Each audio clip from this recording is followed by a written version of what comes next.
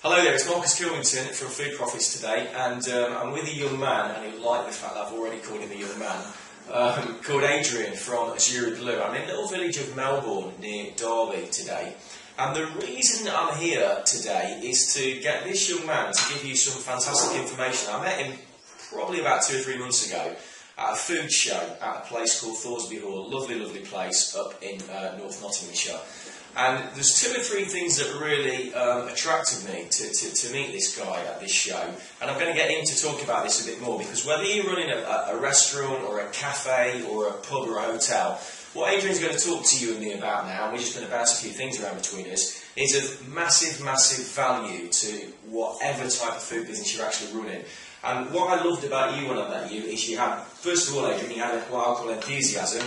The other thing you had about you most definitely was what I also call kind of energy, that sort of warm energy that people feel when they go in a place, and they can feel the warmth, they can also feel the cold energy.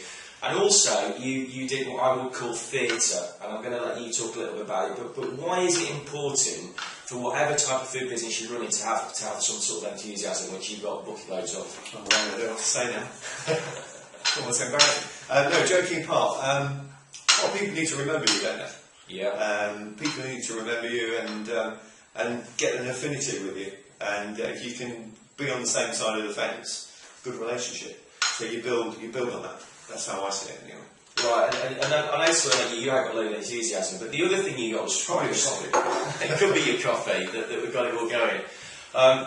But you have what I call about an energy about you, and you will have been in restaurants and pubs and places like this where you kind of walk in the door and you can kind of feel it, can't you? Yeah. And one of the things that you do, and very good at, is you can kind of feel your energy because you've got a warm energy. Yeah. You want people to feel that, don't you?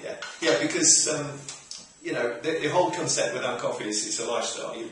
You're building the first introduction. The first impression is pretty important, isn't it? Because you're buying the buzz, you're buying the lifestyle, you're buying into the concept of whatever product you're selling. Yeah. In our case, it's coffee. And ultimately, if you make that really great impression, what you've got is the potential for ongoing business. And so when we're doing shows particularly, which is a big part of our promotional package, yeah, we'll make an impression through giving a free sample away. Yeah. And on the back of that sample, then upsell it to a tin. Yeah. Right to the coffee or drinking chocolate, whatever. Yeah. And then we'll try and get an email address. So it's the starting point. Fantastic. And samples is quite important, isn't it? Because people can kind of taste it. Yes. Yeah? Yeah, you can't be the sample because people know there and then. They don't have to rely on our word. They'll decide themselves.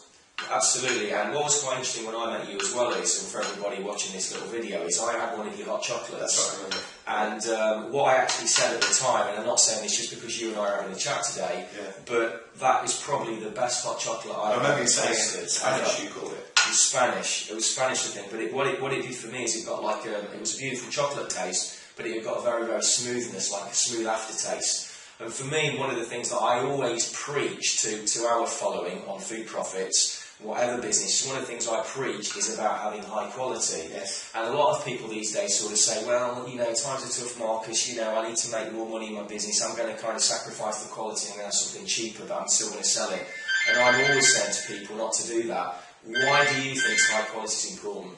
Because ultimately, if you like something, you buy it again. And if you're a restaurant or a hotel or whatever, ultimately what you're going to do is you're going to go back there a second time. And that's the whole core of a good business, isn't it? Repeat business. And if the coffee's rubbish, because I hear this all the time, I'm always talking to coffee shop owners and businesses. When we started the business, it was great. We've got a, you know, but sales have gone a bit backward. Yeah. And then you start analysing it in more detail, and you find that they're buying the cheapest of the cheap. And more often than not, they're using cheap in the cafe and expensive on the shelf, which is the worst thing you can do, because business owners tend to think people won't notice. But they do, because they're fussy. And the reason they go into the business in the first place is because they want something different. And that's why they're not going to the supermarket, or because they want something different and more aspirational, more lifestyle. Right, and you are very much about lifestyle, you're very much about quality, aren't you? Yes. Yeah. Yeah. That's what sets us apart. Yeah. Speciality. And that is really interesting because you do have to have something that sets you apart from other businesses or other types of don't you? Yes. Yeah. Why have you got to be different, do you think? Because you've got to, I mean, ultimately, there's a lot of competition out there, isn't there? I mean, there's, you know, whatever you're selling these days, there's always competition in coffee, tea, sausages, you know, whatever food products, restaurants.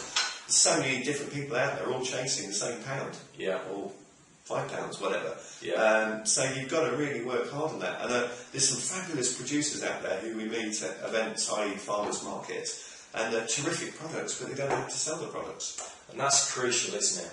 About how to give people that experience and get them to dare we say, buy in to what you're doing. Yeah? Yeah. And one of the other things that I loved about you at the show, and I've said to everybody that it was probably the best hot chocolate, and I'm hoping Adrian's going to give me some to take away today. Yeah, don't worry. But it was one of the best hot chocolates I've ever tasted. But one of the other things I liked about you that attracted me to you, and I talk to people about this again, whether you're running a pub or a cafe or a restaurant or a hotel, it doesn't really matter. But to give your customer when they come in some sort of, I would describe it, use the word theatre. Yes. Yeah?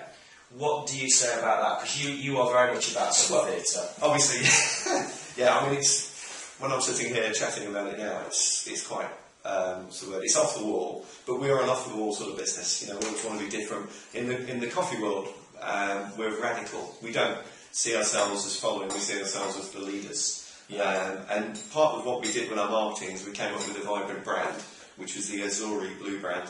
But as well as that, we came up with some great copy for the brand in terms of what is the coffee, what it's about.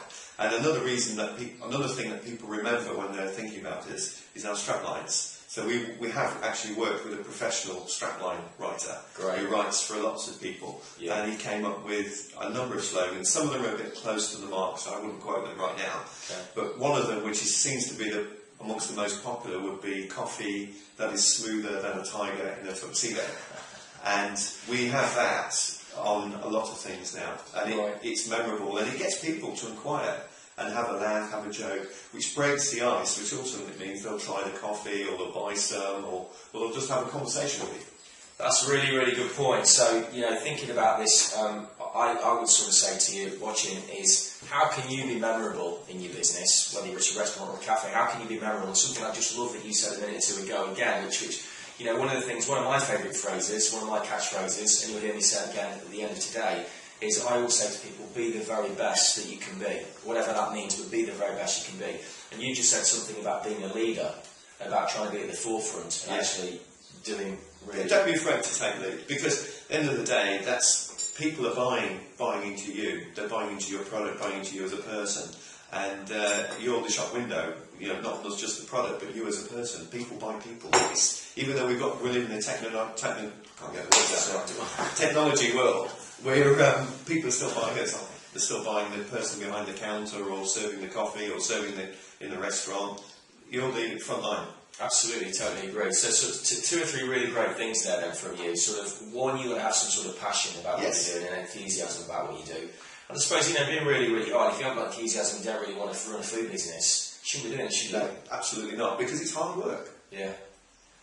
Bit of theatre, yes, really important, and that isn't necessarily sort of flame-throwing or juggling cocktails, is it? You know, I have been known to get people to stroke the tin, or we'll say to people, "Oh, man, it's your lucky tin," you know, and that was my son's idea actually. Is that anything to do with the tiger, perhaps? It could be. Okay. So you never stop learning. Come on, you never stop learning. And the public are great, aren't they? Because they encourage you to be different. Absolutely, totally agree with you. So a bit about being different. The other thing I've got to tell everybody watching this video is, because I know we had a bit of fun, you have a bit of fun with people, again, about being different and about sort of having that quirkiness, if you can. Yeah. And that doesn't mean being really weird in a quirkiness, but one of the things about you is, and I know for a fact, Rob, but I'm going to tell everybody out there about this, is that you actually call yourself Adriano. Adriano, yeah. Well, my grandmother's Italian, and we get the odd phone call, not that sort of odd phone call, we get a phone call, can you come and do coffee on a big exhibition stand? Yeah. And can you stick a bow tie, and can you bring your great coffee, and can we put it on the stand? Yeah. As a selling point for these companies. Yeah. And but then they want the theatre of the person making the coffee, the barista.